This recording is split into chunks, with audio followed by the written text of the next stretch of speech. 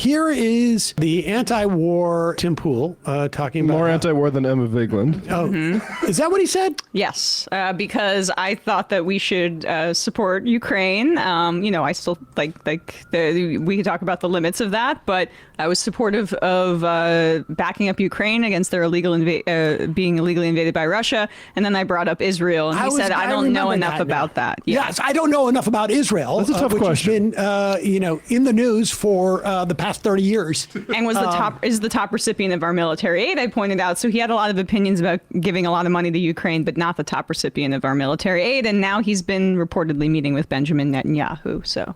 Well, that's the way I learned to find out about Israel. He's doing his own research. Under Chatham House rules. Chatham House rules. I knew what Chatham House rules was. I didn't know what Israel was. But here he is, still trying to maintain his anti-war bona fides. But sometimes a war just has such a magnetism that it's hard to stay away. Iran's military strategy is, we will carpet bomb. I mean, they don't really have the capabilities, but we will drone strike and bomb civilians and make the cost so extreme that you might reconsider your actions. Well, this is why Donald Trump said I'm going to flatten them. And to be completely honest, I just really respect the masculinity of it all. Oh, my God. I really... Well, there's another line to this, but if you want to respond to that part first. Is it masculine to bomb 165 girls at a school and kill them? Yeah. I guess in the right wing's mind, being violent towards women is masculinity, so it's quite consistent. It's masculine to flatten them. I mean, one has to wonder what his issue with war is. Let's just go through like just a list of possible issues that one could have with war. It's immoral. But no, I don't think that applies to him. Well, it's unclear. Maybe it's overcome by the masculinity. If it's really masculine, your immorality is wrong. But it kills innocent civilians. I mean, he's attracted to he likes how masculine flattening it is. It's expensive. To flatten, if you're going to spend that much more on bombs, it seems also masculine. What's also sort of fascinating is to kill from afar, just with bombs, is masculine to him. As opposed to what? There's really only two ways that you wage war. It's either from afar by lobbing weapons, or up close, where you actually are on the ground and have to see what you're doing. Wait for the whites of their eyes sort of thing, yeah. I'm just curious as to what his problem could be with war if he finds that maybe he has a problem with masculinity and he finds go back. Or the other one could be costly, right? If he wants to say the cost of it. But we know that we're spending $1 to $2 billion a day on this. $1 to $2 billion. It's very masculine. Yeah. We will carpet bomb. I mean, they don't really have the capabilities, but we will drone strike and bomb civilians and make the cost so extreme that you might reconsider your actions. Well, this is why Donald Trump said I'm going to flatten them. And to be completely honest, I just really respect the masculinity of it all. Oh, he respects it. I do. I really do. Guys, again, I got to go to Star Trek because it's the best show ever made. And, not anymore, but I posted this earlier. And, it's funny. I think I posted it before the war started. Wow. Ignore all the sci-fi stuff, guys. Calm down. It's so silly. People are like, it's sci-fi. I don't like it. It's take it for its elements. Two enemy warships approach. Let's just go U.S. battleship, and they say, surrender, stand down, and you are now prisoners of war. And the captain refuses and says, I would sooner die. They say, think about the men and women of your ship. And he says, they would all be willing to die for the right cause. And then he says, the question is, are you willing to die? And the enemy captain says, I expected more from you than idle threats. To which the captain of the U.S. ship says, then you shall have it. And then three allied ships approach, surrounding all of them. All right, pause it for 1 second. Wait a second. I watched a lot of Star Trek as a kid. because there wasn't many shows. And Star Trek, I think the original was only on for like a couple seasons max, but they kept replaying them over and over again. What is he talking about? Did he abandon the Star Trek thing and now it's or one of the only he's trying to repurpose a Star Trek plot, and right? He's replacing like whatever. What's interesting is that US. part about like stand down, surrender, so you don't all die. The U.S. doesn't do that. We actually kill everybody, even if they, completely contrary to any rules of war. Yeah. If they survive, we kill them. But all right, was it in the Next Generation when they bombed a school and they were like, "Oh, whoops! I thought that wasn't a different thing besides a school for It's young also girls." like the number one thing I know about that original Star Trek series, which I haven't seen, is that it's the first gosh, why can't I say the word? Interracial kiss on television. Oh, it was a very It was sort of progressive. show. Go ahead. Enemy commander, upset now realizing he is outgunned, says, "You will not survive our assault," to which the captain says, "And you will not survive ours. Shall we die together?" It's just brilliant writing. And I know a lot of people are going to be like, yeah, I don't care. But listen, understand, I love the masculinity of it all. With all due respect to my anti-interventionist and libertarian friends who are concerned about this war and think it's the wrong thing, You're not masculine. Fret not. I would have advised against this, as well as Venezuela. I would have said, I fear instability, and I don't believe that escalating these wars is going to be the right move, but I don't, at the same time, have access to classified information. Pause it for 1 second. Okay, so wait a second. So he's no longer anti-war. He's just worried that, like, the instability or what, but he has to admit he doesn't have inside classified information that might suggest that the daddies have. Yeah, that the dad. Okay, the thing is, it's nice because Tim Pool dances around what he supports so often. He really seemed adamant when he said to you that he was more anti-war than you, which I guess means that, like, He's more masculine than me. Oh, wait, no. Actually, it would be the reverse in that instance, I guess. If I was the more pro-war person, it's very convoluted. But I'll just note for folks, because he is talking to these unmasculine libertarians, which I agree about that. But the clip here is titled "The War Iran Just Got Worse," which I mean isn't grammatically correct, but it's for that anti-war audience, and most of the commenters are those types of folks. And the actual content of this video is supportive of the war. Well, the reality is that, like, when you look also at, support for Israel, the two greatest indicators are if you are a Republican or if you are somebody who's over the age of 55 or 60 years old. Like, even young conservatives that are watching Tim Pool aren't necessarily drawn and going rah, rah, rah, war with Iran. So he has to grab them with that title, but then say things that are actually quite convenient to his new friend Benjamin Netanyahu. And by the way, his son is a mega fan who's in some Miami high-rise instead of conscripting in the IDF. His son, military-age son, big fan of Tim Pool, so he's auditioning for that. Do you really think that Tim would temper his anti-war sentiment just because of friendship? No, I would say just because of money. What? Yeah. Okay. I mean, like the context listen. but the previous war commentary was about the war in Ukraine, being against that war.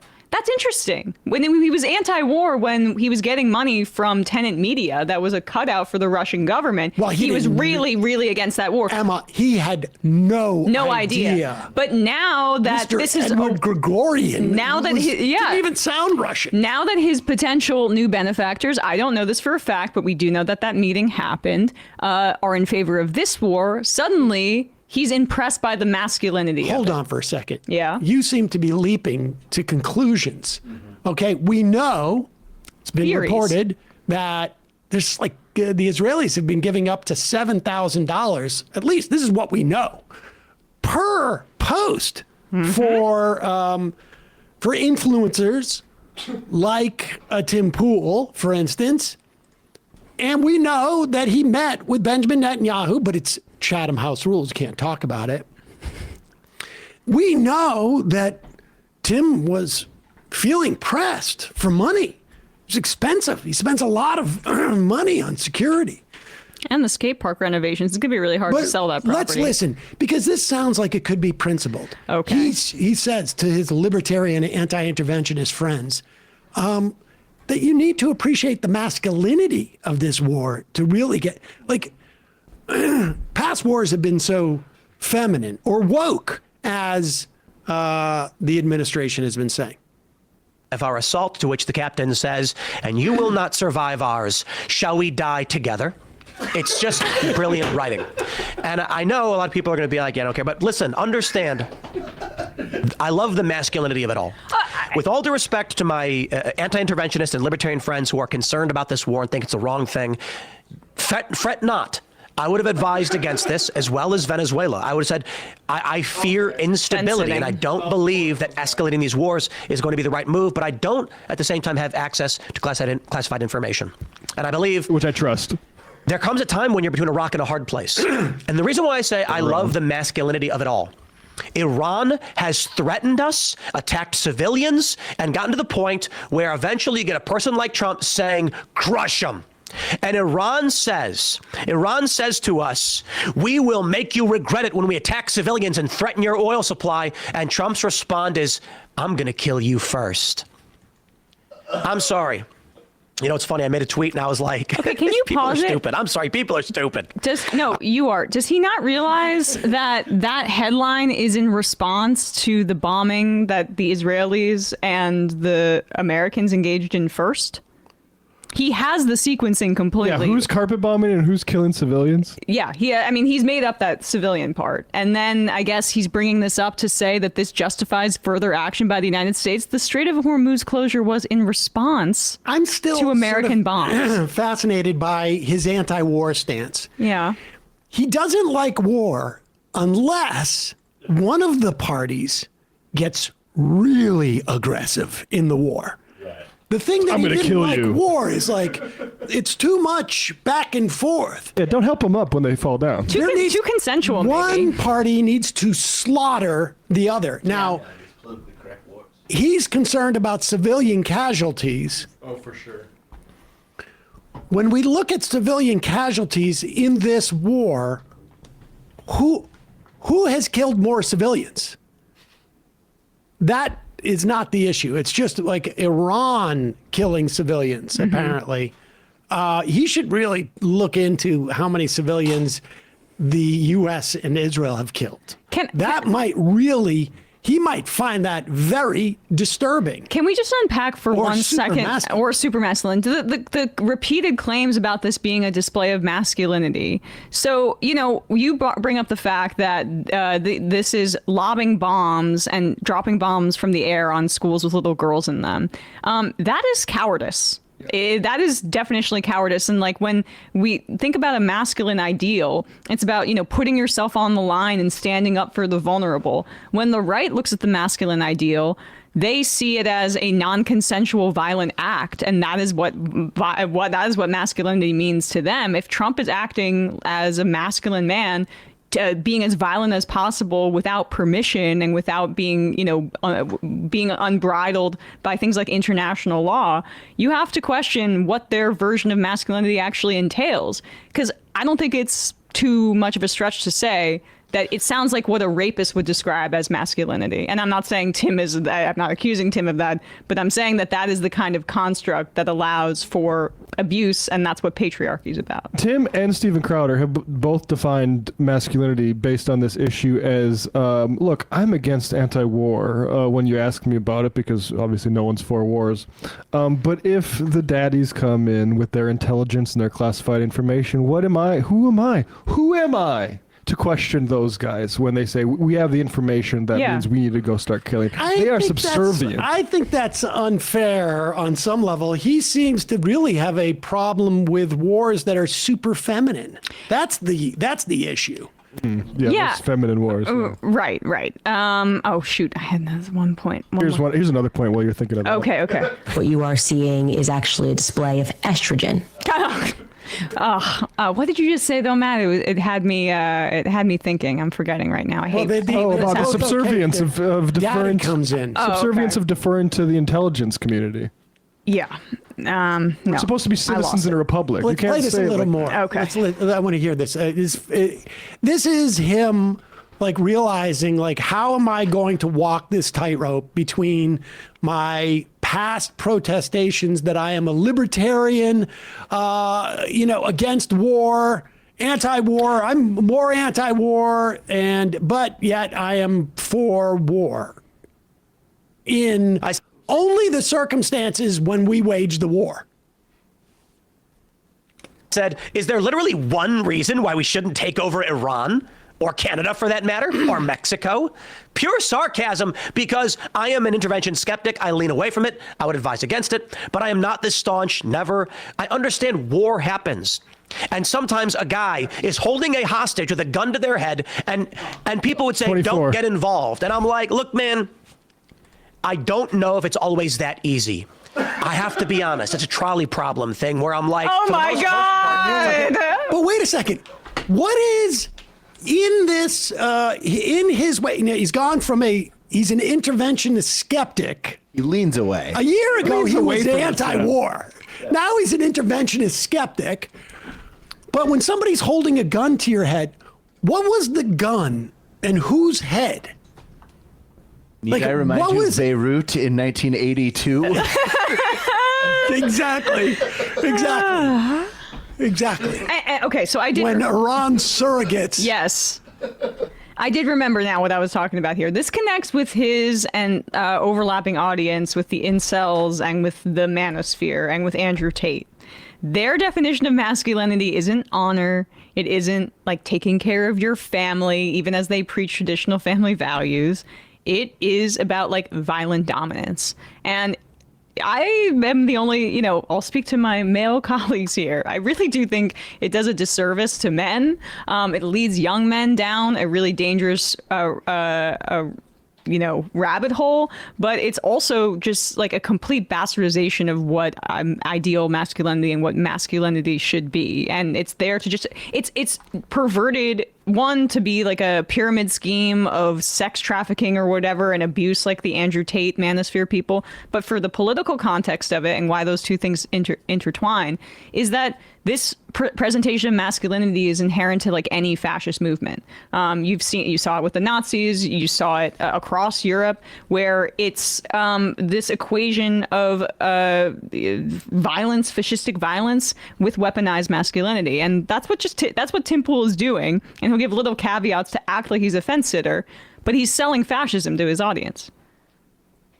We shouldn't get involved. Let me put it like this. A trolley is heading to run over 5 people. Oh, my God. And there's a lever that can be pulled that's going to divert it to one other person. And there's a bunch of... you know what the trolley problem is? Hold on, wait a second. He's not making a utilitarian argument, is he? Thanos. Wait a second.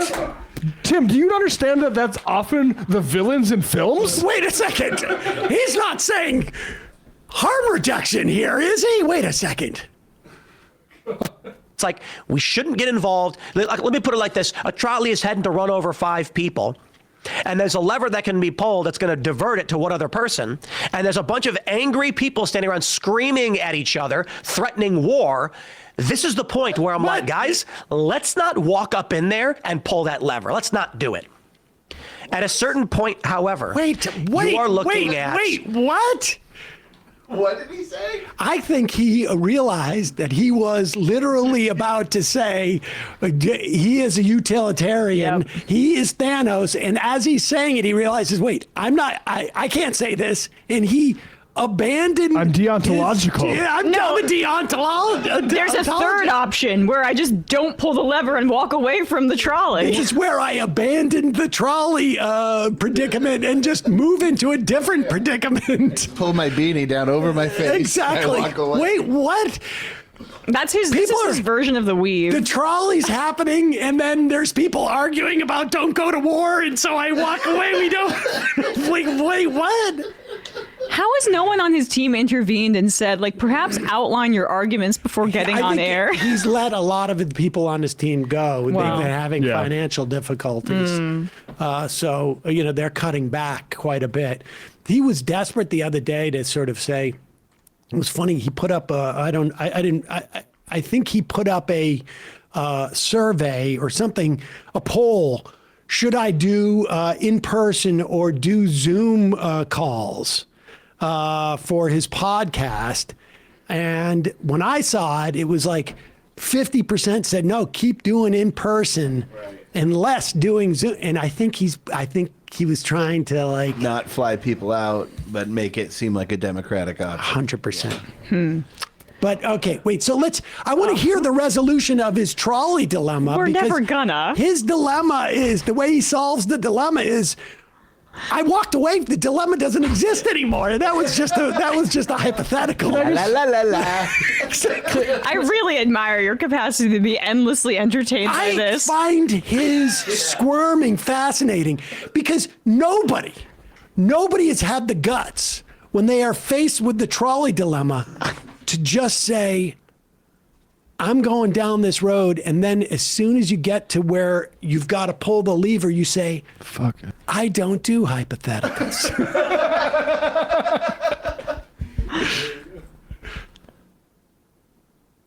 This is the point where I'm like, guys, let's not walk up in there and pull that lever. Let's not do it. At a certain point, however, you are looking at whether it's going to actually start. Let me put it like this. Okay, Let me change the whole thing. Let's try another. We tried Star Trek. We tried the trolley problem. Let me do another hypothetical. Let's say you have a hypothetical that you don't want to engage in, but what do?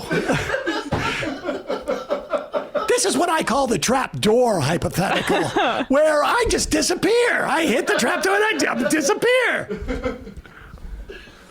Those people standing around the trolley are beating up our people and threatening them. And we're like, at some point, perhaps the weight becomes, you do have to get involved. I am not suggesting this was appropriate. You kind of. I'm saying sometimes it can be.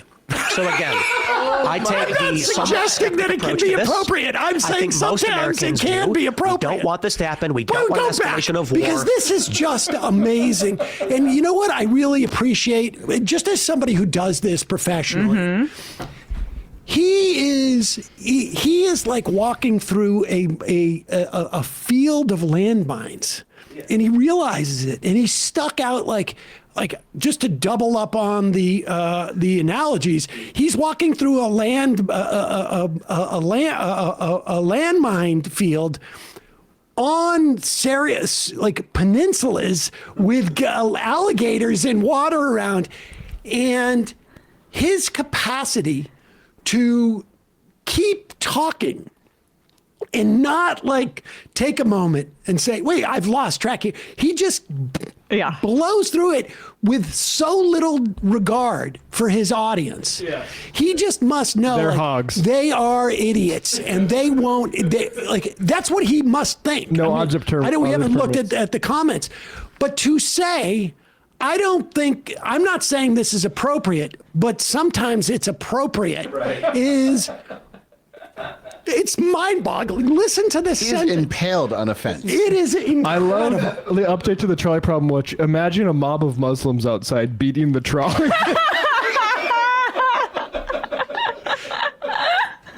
At a certain point, those people standing around the trolley are beating up our people and threatening them. And we're like, at some point, perhaps the weight becomes, you do have to get involved. I am not suggesting this was appropriate. I'm saying sometimes it can be. So again, I take the somewhat skeptic approach to this.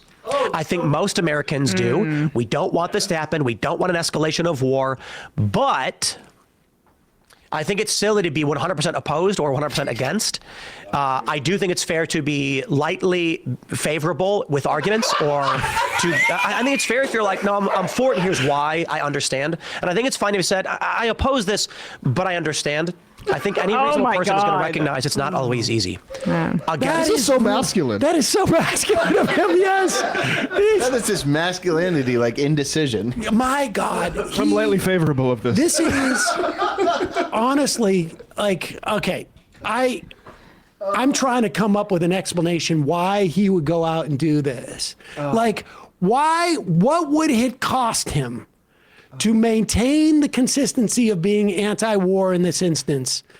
Because I don't know. I don't know. Let's look in the comments. Do you think his audience is this pro-war? They're a little bit split. Like, I hate the new titles. They are clickbait rather than actually saying the topic. So that's the top one, which is absolutely true.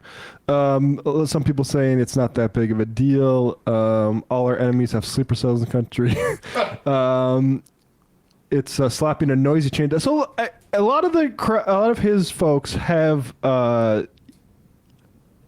Because I don't buy the audience capture thing. I think it seems to me that there has to be a reason why he's walking this line of like, I sort of am somewhat in favor of this, but I also think it's okay if you're not in favor of this. It's hard to figure out. I don't know. You want some more? There's still more of this clip. I feel like this is unfair to Emma. We might, or really anybody else. I'm the only one who just finds this absolutely fascinating. I found it fascinating for the first 20 minutes. All right. Okay. So if we're done, here, let's just tag this on. This is the Thanos clip that people are remembering with Tim Pool wading into utilitarian grounds. Is better, and that I am willing to. I will tell you something you won't like to hear, though. I'm willing to sully myself if that's the outcome. But I'll tell you something you're not going to want to hear, and I admit it's I'll call it dickish. Utilitarianism is typically the villain in most movies. I don't care.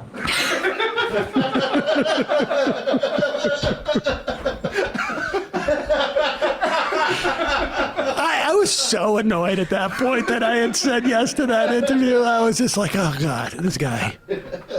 Yeah, how long was that into that one thing? It was a ways into it. Like, we were arguing about polling, and he didn't believe any polls. And I said, this is from Fox News. And he's like, well, I hadn't seen the crosstabs.